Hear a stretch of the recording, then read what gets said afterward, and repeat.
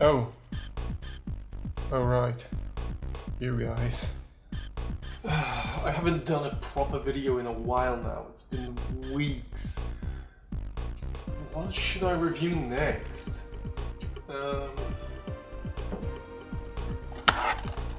Hype?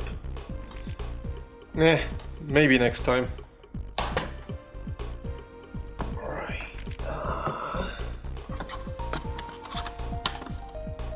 Hell no! Maybe I should try something Polish? Oh. I don't think the world is ready for this piece of shit. Oh, man. I wish video games would just appear on my doorstep ready to be reviewed.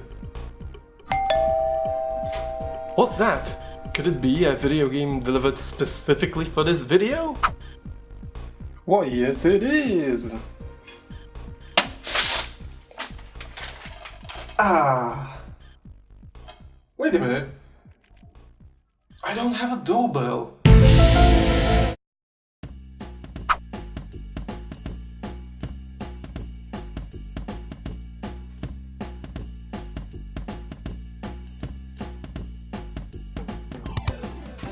I'm gonna play a game that I've been meaning to review and play for quite a while, and that game is Kao The Kangaroo. Kao The Kangaroo was developed by X-Ray Interactive, which later became Tate Interactive, and other than Kao games, they never made anything special. They worked on some licensed games based off comic books and horse games. Yeah, more like Cat Interactive nowadays. They made 3 main titles in the Kao series and Kao Challengers for the PSP, but for this video I'm gonna focus on the first title released in the year 2000, which was the first entry into the whole mascot platformer thing that was sort of still around, taking inspiration from games like Croc, Crash Bandicoot and Mario 64. Now this is not the original release of the game. This is a sort of recently released trilogy which has all 3 games, so if I ever want to review the other 2, I'll have that covered, but the original version is pretty much impossible to find. I'm not sure if the box version even exists at this point. I did not play a lot of the original game. I played it mostly at my friend's house, or the demo of the game, which ran like absolute ass on my PC back in the day. So it's going to be interesting to go back to a game without the rose-tinted glasses, and a game that everyone around me is nostalgic about. Kao starts with some logos and a cute bumbly animation depicting our yellow protagonist in Australia, I guess. Doesn't look too Australian to me. I mean, not enough deadly freaking spiders, snakes or crocodiles. Kao lived a happy life, but then he was kidnapped, or rather kangaroo-napped by the Pink Hands, and presumably forced to fight as a boxing champion. I guess. I don't know. The intro cuts off there. They don't even explain what happened to him, or how he even escaped. When you start the game, it's just there. Also, the egg-shaped eyes that are just sticked on top of the kangaroo's head amuse me. I wonder where they got that idea. And off to the main menu, where we're greeted by the quite funky main theme of the game.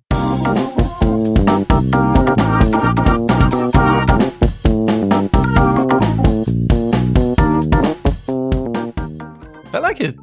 The first impressions are kinda nice, so let's jump into the game, as the options don't offer much customization. And here we go, straight into the game's first level, and Kao looks like he's ready to punch someone the hell out. But first, let's address the elephant in the room: the controls. The control scheme is heavily inspired by Croc. Up and down arrow keys move Kao back and forth, and left and right keys turn him around so he controls more like a tank rather than an actual kangaroo. His running speed isn't the greatest, he kind of pitter-patters like Croc does, although Croc felt a little faster. They both have the little 180 flip, which looks adorable as hell. You've got a tail attack to dispatch the enemies, and of course you punch the ever-living crap out of everything in your way. The first level is pretty straightforward, linear jungle level with simple obstacles. Gee, I wonder where they got that idea from. Which gives you ample time to get used to the controls, since there's not that many enemies around. You'll run around, jump, punch enemies and obstacles to find pickups, collect coins and get a life every 50 you collect. Kao's health is represented by the heart in the corner, and he can take quite a few hits before he gives up the ghost. Quite literally. This makes the game a lot more forgiving, and a lot of levels would be almost impossible if the game had one-hit deaths. The second level takes part on floating islands, where your jumping skills will be tested, or at least that was what I thought until I started jumping around and realized something. Jumping in this game is freaking easy. Not only in this level, but throughout the whole game, almost all jumps can be reached by just jumping as far as you can. Almost every platform is spaced out to be easily reached, and there's plenty of time to rotate yourself at the perfect angle. This level also highlights a major problem I have with the game. For the year 2000, it's really not that great looking. The level geometry and the details, well, the game almost looks bare bones at times. The biggest issue might be the fact that all of the textures in the game are really low detail, really low resolution. And they're stretched, which combined with simple texture filtering causes them to look muddy and blurry in a lot of places. The issue doesn't affect all of the levels, some look really great, but it's weird to look at a mixture of textures of different quality. Further down the line, the game starts featuring more and more stuff, like simple puzzles, switches, buttons, and that's all nice, but suddenly the third level throws a freaking glider at ya. What? Every chapter of the game has one vehicle level and they all have the same rule: touch anything and you die. Seems like the vehicle levels from Crash Bandicoot Warped were a strong influence when creating these, except these aren't as fun. Besides driving and avoiding obstacles, there's really nothing to do in them, and no challenge to them. Some of these levels feature coins to pick up, some don't. But there's just no goal besides get to the end. There's no AI to beat, no objectives, it's just filler content. The fourth level is where the first surprise happens. Kao likes switching up perspectives, from the camera that follows you behind the back to side-scrolling. But it does not switch the control scheme, leaving you with the tank controls. At first I thought this would be a nightmare, but it turns out it's not that bad. It's a little clunky, but the devs leave a hefty amount of space to maneuver on, so it's hard to fall off the edge. Also, the flip turn is super useful in these levels.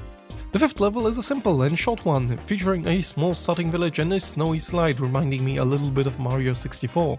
The sixth level is the final one before the first boss.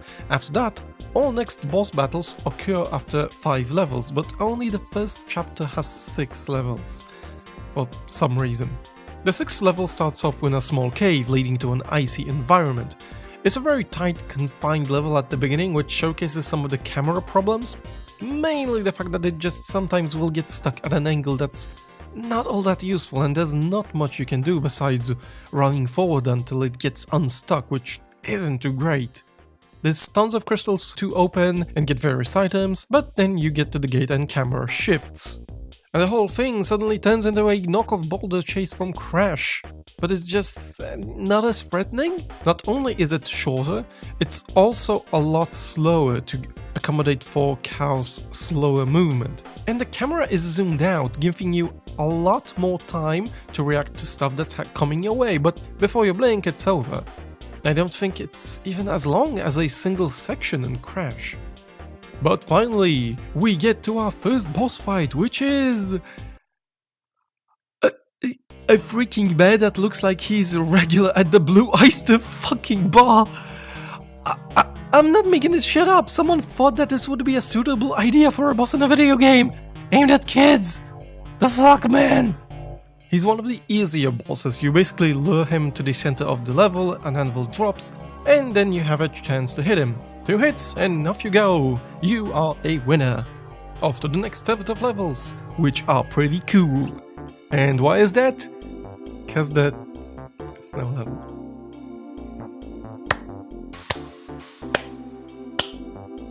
The second chapter takes mostly place in Antarctica, I guess, and it ramps up the challenge. Woo! There's more platforming, more enemies, and the game starts showing more weaker points. There's nothing too special about these levels, but the one thing that stood out to me was the shoddy hit detection, which flew under my radar previously, but since this chapter has more enemies to fend off, it's much more noticeable. For example, the tailspin attack seems to only have a small hitbox in front of the character, so if the enemy is a little too much to the left or right, the attack won't register even though you clearly hit him. Enemies can also interrupt your attacks and hit you, and the hitboxes are a total mystery for me. I've encountered a few times where you both hit each other at the same time, killing the enemy and receiving a hit, or sometimes it just doesn't register, for no good reason. It's dodgy, unreliable, and will likely be the cause of a few deaths. Meaning you'll discover where the game gets weird. See, Kao does not have checkpoints. Well, it kind of does, but not the traditional ones. Whenever you die, you restart the whole level. All of it. But throughout the levels, you can collect these little flags. They allow you to make a checkpoint wherever and whenever you want. So if you die, you start at that point.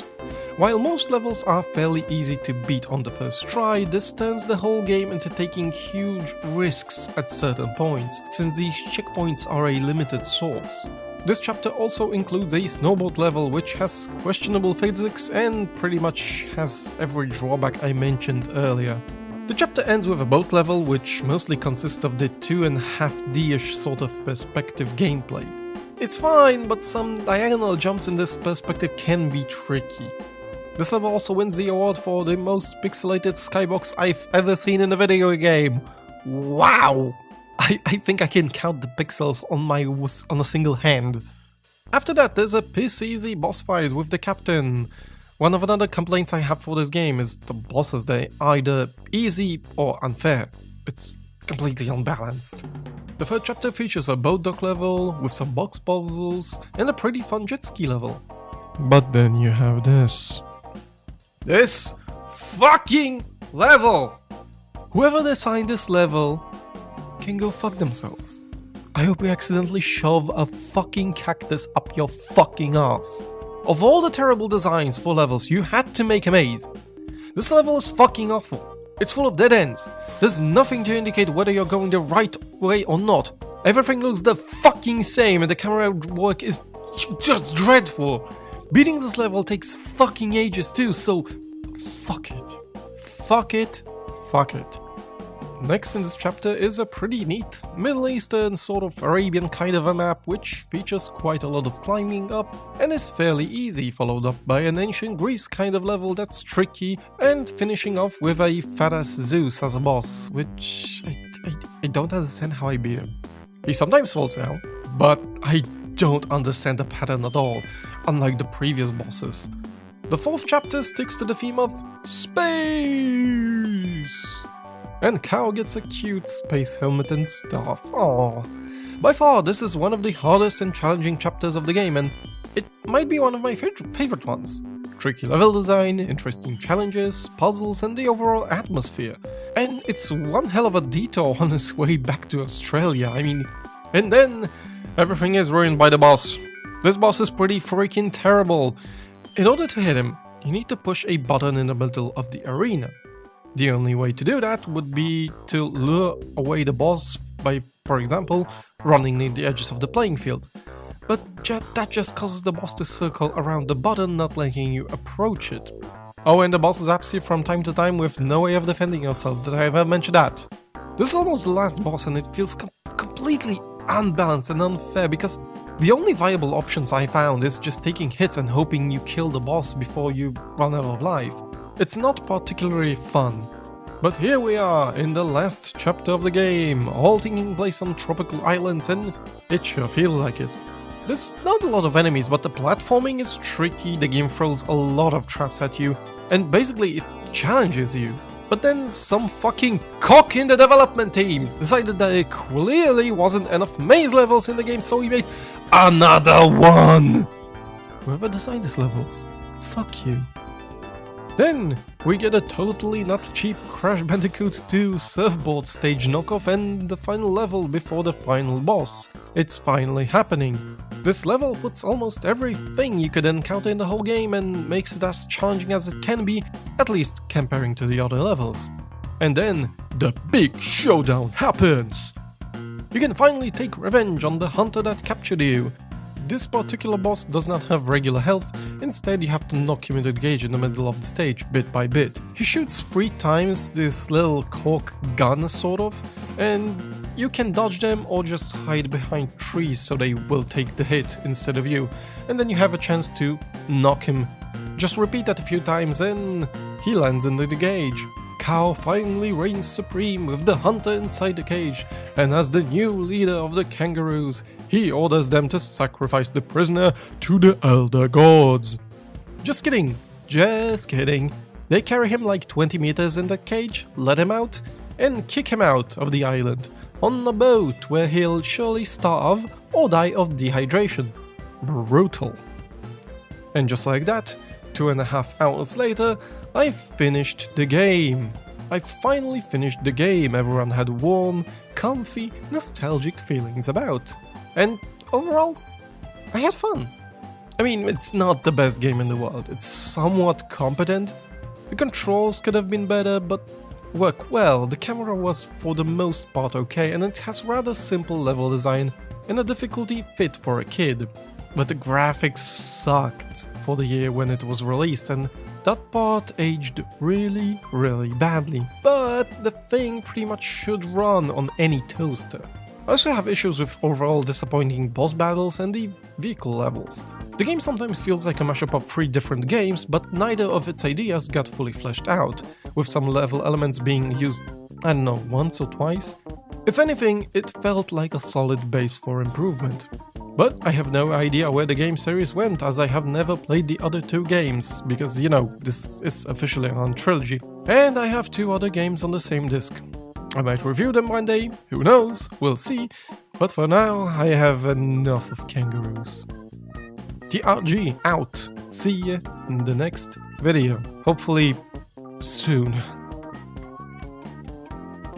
And if you enjoyed this video, you can follow me on Twitter, you can subscribe on YouTube, you can also follow me on VidMe, because I also upload there since YouTube is a weird place. And, you know, yeah, I'll see you next time. Bye-bye-bye-bye.